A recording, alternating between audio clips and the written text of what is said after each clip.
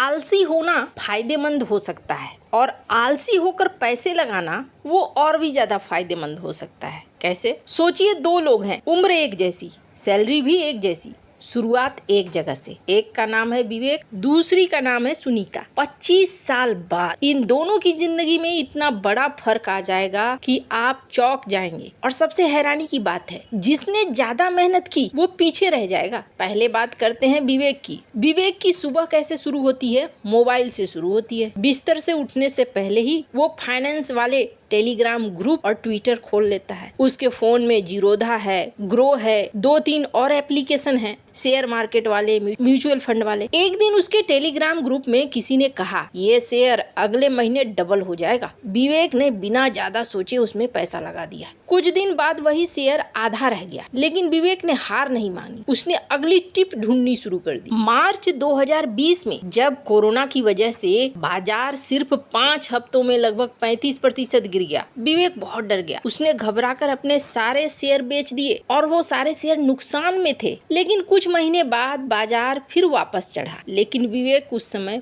बाहर बैठा था। इसके बाद विवेक नई दिशा की तरफ भागा। फिर उसने कुछ शेयर खरीदे जो सोशल मीडिया में खूब चर्चा में थे, बस इसलिए क्योंकि सब खरीद रहे थे। हर वीकेंड वो अपने फोन में घंटों बिताता, कभी चार्ट देखता, कभी नए ऐप डाउनलोड करता, कभी किसी नई स्ट्रेटजी के वीडियो देखता। 25 साल में विवेक ने 6000 से भी ज्यादा बार खरीद बिक्री की। इतनी मेहनत, इतना समय, इतनी टेंशन। अब देखते हैं दूसरी तरफ क्या हुआ। अब मिलिए सुनीता से। सुनीता एक आम नौकरी करने वाली लड़की थी। एक इतवार की सुबह चाय पीते पीते उसने एक ब्रोकरेज अकाउंट खोला। बस 10 मिनट का काम था। उसने 1 लाख रुपए एक ही जगह लगाए, निफ्टी 50 इंडेक्स फंड में। ये कोई एक कंपनी का शेयर नहीं है, ये भारत के टॉप 50 कंपनियों का मिला जुला पैकेज है, जैसे एक ही थाली में अलग अलग सब्जियां हो एक साथ। फिर उसने अपने बैंक से एक ऑटो पेमेंट सेट किया। हर महीने की 5 तारीख को 5000 रुपए अपने आप उसी फंड में जाते रहेंगे। इसके बाद सुनीता ने क्या किया? कुछ नहीं। वो अपना बैलेंस चेक नहीं करती। जब टीवी पर बाजार गिरने वाला है की खबर चल रही होती है, सुनीता अपने बेटे के स्कूल फंक्शन में होती है। जब उसका जियाजी दिवाली पर शेयर्स की बड़ी बड़ी बातें करता है, सुनीता चुपचाप किताब पढ़ रही होती है। उसका ट्रेडिंग ऐप फोन के किसी कोने में दूसरे फोल्डर में पड़ा रहता है। साल में शायद 2 बार वो उसे खोलती है, बस इतना ही। 35 साल बाद दोनों की उम्र लगभग 65 साल हो चुकी है। एक शाम किसी पारिवारिक समारोह में दोनों अपने अपने स्टेटमेंट निकाल कर दिखाते हैं। सुनीता के पास लगभग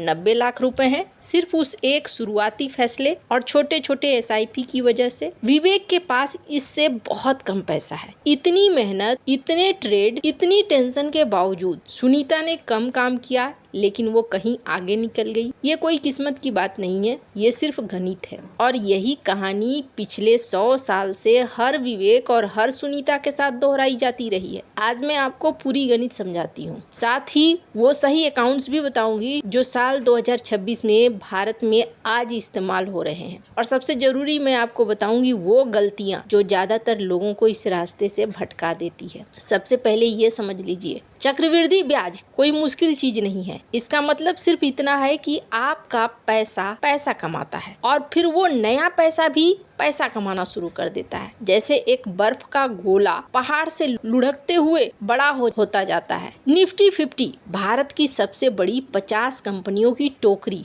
इसने पिछले 30 सालों में हर साल औसतन लगभग 12 से 13% रिटर्न दिया है। कुछ साल ज्यादा, कुछ साल कम, लेकिन लंबे समय में औसत यही रहता है। अब एक सीधा गणित समझिए। मान लीजिए आपने 1 लाख रुपए लगाए और उसे 12% सालाना दर से बढ़ने दिया। 10 साल बाद ये लगभग 3,10,000 रुपए बन गए। 20 साल बाद ये लगभग 9.5 लाख हो जाता है। 30 साल बाद लगभग 30 लाख हो जाता है और 45 साल बाद 1 करोड़ के भी पार। अब ध्यान दीजिए, आपने कुछ नहीं किया, कोई नया पैसा नहीं डाला, कोई फैसला नहीं बदलिया, बस पैसा वहीं पड़ा रहा और वो खुद ब खुद बढ़ता गया। एक आसान तरीका है ये समझने का, इसे कहते हैं 72 का नियम। 72 को अपने सालाना रिटर्न से भाग दीजिए और पता चलेगा कि पैसा कितने सालों में डबल होगा। 12% पर हर 6 साल में पैसा दोगुना हो जाता है। यानी 1 लाख 7 साल में 2 लाख बनता है, फिर 4 लाख, फिर 8 लाख, फिर 16 लाख। हर बार डबल होने पर पहले से बड़ा उछाल आता है। पहला डबल सिर्फ 1 लाख जोड़ता है, 5वां डबल 16 लाख रुपए जोड़ देता है। शुरुआत के 10 साल बहुत धीमे और उबाऊ लगते हैं। आप सोचते हैं क्या ये सच में काम कर रहा है, लेकिन आखिरी 10 साल एकदम अलग होते हैं। चार्ट एक सीधी लाइन से अचानक एक खड़ी दीवार जैसा बन जाता है और आपने कुछ अलग नहीं किया, बस टिके रहे। अब अगर सुनीता सिर्फ 1 लाख डालकर नहीं रुकती, हर महीने 5,000 का SIP भी चलाती रहती है, तो 35 साल में सिर्फ ये SIP लगभग 2 करोड़ रुपए और जोड़ देता। कुल मिलाकर उसका बैलेंस 2.25 करोड़ के आसपास पहुंच जाता है। अब सवाल ये है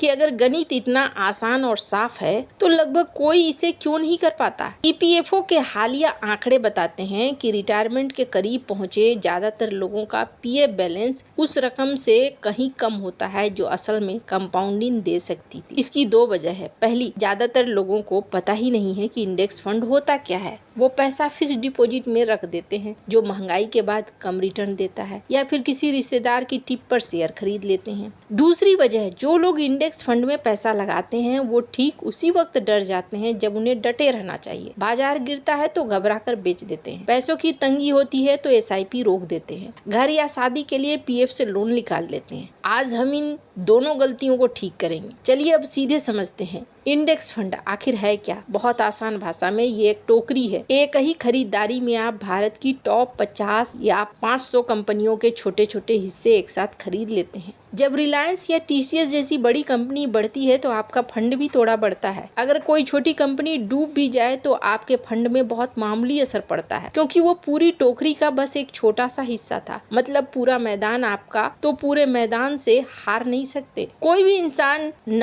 आपका वो अंकल जो दिन रात बिजनेस चैनल देखता है, न वो यूट्यूबर जिसके सोने की चेन कैमरे में चमकती है, न बड़ा फंड मैनेजर अपने महंगे मुंबई ऑफिस में भरोसे से बता सकता है कि आने वाले 30-40 साल में कौन सा शेयर सबसे ज्यादा बढ़ेगा। इसका डेटा भी मौजूद है। स्पीवा इंडिया की रिपोर्ट लगातार यही दिखाती है। लंबे समय में ज्यादातर एक्टिव फंड मैनेजर अपने बेंचमार्क इंडेक्स को पीछे नहीं छोड़ पाते। ये वही लोग हैं जिनके पास ब्लूमबर्ग टर्मिनल है, एनालिस्ट की पूरी टीम है, महंगा ऑफिस है, और फिर वो हार जाते हैं उस रोबोट से जो बस सब कुछ खरीद कर चुपचाप बैठा रहता है। साल 2007 में दुनिया के मशहूर निवेशक वॉरेन बफेट ने एक शर्त लगाई थी, एक साधारण सस्ता इंडेक्स फंड जो बड़े बड़े हेज फंड मैनेजरों की टीम को 10 साल में हरा देगा। उन्होंने ये शर्त जीती। आज भी उनकी सलाह वैसी है, पैसा साधारण सस्ते इंडेक्स फंड में लगाओ और छोड़ दो। इंडेक्स फंड क्यों जीतता है? इसकी 2 बड़ी वजह है, दोनों ही आलसी होने से जुड़ी है। पहली वजह है फीस।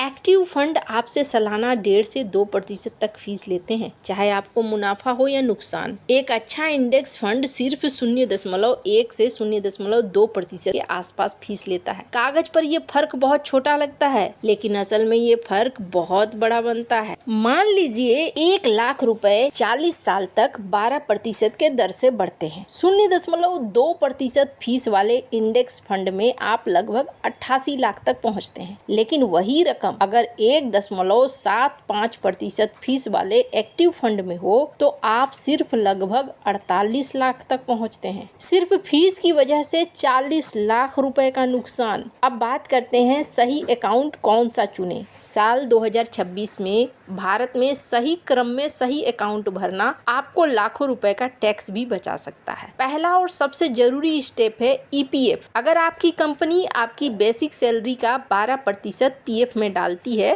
तो ये सीधा सीधा आपके पैसे पर 100% का मुफ्त रिटर्न है। इसे कभी मत छोड़िए। ये उतना ही आसान है जितना जमीन पर पड़े नोट उठाना। दूसरा स्टेप है PPF यानी पब्लिक प्रोविडेंट फंड। ये 15 साल के लिए लॉक रहता है, लेकिन इसका ब्याज पूरी तरह टैक्स फ्री होता है। इसके पीछे सरकार की गारंटी है। ये उन लोगों के लिए बहुत अच्छा है जो बिना बिना जोखिम के पक्का रिटर्न चाहते हैं। एनपीएस तीसरा स्टेप है, यानी नेशनल पेंशन सिस्टम। इसमें पैसा लगाने पर सेक्शन 80 CCD के तहत एक्स्ट्रा टैक्स छूट मिलती है, जो सिर्फ ATC भरने के बाद भी अलग से उपलब्ध होती है। चौथा स्टेप है ELSS, यानी टैक्स सेविंग म्यूचुअल फंड्स। ये सेक्शन 80C के अंदर आता है और इसका लॉक इन सिर्फ 3 साल का होता है, यानी PPF से बहुत कम। इसमें इक्विटी जैसा रिटर्न मिलने की गुंजाइश भी रहती है। पांचवा और आखिरी स्टेप, जो पैसा बचता है वो एक साधारण डीमेट अकाउंट में जाता है, सीधे निफ्टी 50 इंडेक्स फंड के SIP में। कोई इनकम लिमिट नहीं, कोई लॉक इन नहीं, जब चाहे डालें जब चाहे निकालें।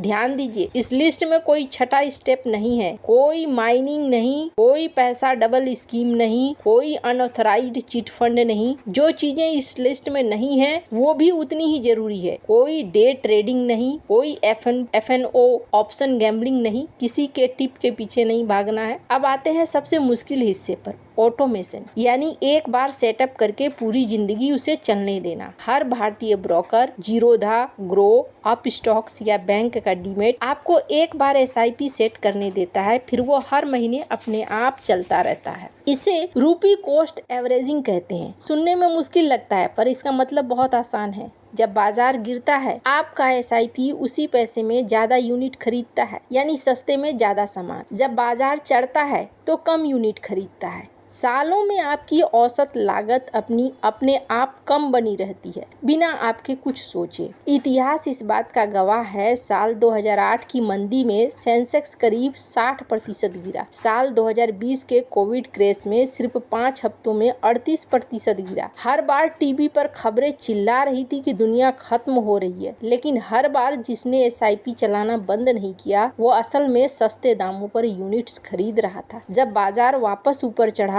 तो उन सस्ती यूनिट्स ने ही सबसे ज्यादा मुनाफा दिया। सबसे कामयाब लॉन्ग टर्म निवेशक अपना पोर्टफोलियो साल में सिर्फ 1 या 2 बार चेक करते हैं। उनके फोन की होम स्क्रीन पर ट्रेडिंग ऐप नहीं होता। ज्यादा बार चेक करने से आपका रिटर्न नहीं बढ़ता है, बस कुछ गलत करने का मौका बढ़ जाता है। असली दुश्मन गणित नहीं है, असली दुश्मन है वो हर महीने की भारी EMI जो जरूरत से बड़ी SUV के लिए कट रही है, वो शादी का बजट जो बचत से 3 गुना है, वो दिखावे के लिए खरीदा हुआ फ्लैट। ये सब चीजें असली आलसी मशीन को चलने से पहले ही रोक देती हैं। तो याद रखिए, विवेक और सुनीता को एक अकाउंट खोलिए, एक अच्छा सस्ता इंडेक्स फंड चुनिए, सही क्रम में सही टैक्स सेविंग अकाउंट भरिए, EPF, PPF, NPS, ELSS या फिर SIP। एक छोटा सा SIP ऑटोमेट कीजिए। बैलेंस साल में एक बार से ज्यादा मत देखिए और लगभग 40 साल इंतजार कीजिए। निफ्टी बाकी काम खुद कर देगा। ज्यादा करने से ज्यादा नहीं मिलता है, लंबी दौड़ में कम करना ही असली जीत है।